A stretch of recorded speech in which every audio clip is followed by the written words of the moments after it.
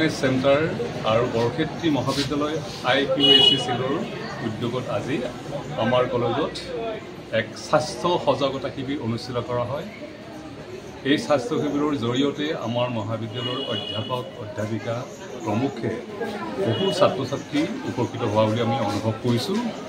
কাৰণ বৰ্তমান সময়ত মানুহৰ খাদ্যাভ্যাস সলনি হৈছে, মানুহৰ জীৱন ধাৰণৰ কৌশল সলনি হৈছে, যিটোৰ কাৰণে বিভিন্ন বেমাৰত সততে আক্ৰান্ত হোৱা আমি দেখিছোঁ।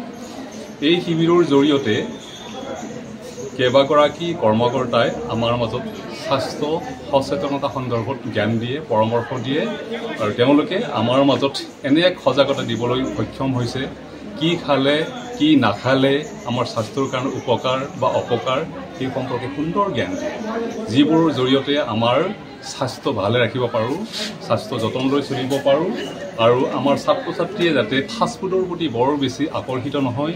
কাৰণ বৰ্তমান সময়ত মেদবহুলতা যিটো ৰোগ বা বেমাৰ যথেষ্ট বৃদ্ধি পাইছে, ইয়াৰ জৰিয়তে বহু কম বয়সীয়া ল'ৰা ছোৱালীৰ জীৱনলৈ অশনি সংকেত আহি পৰিছে।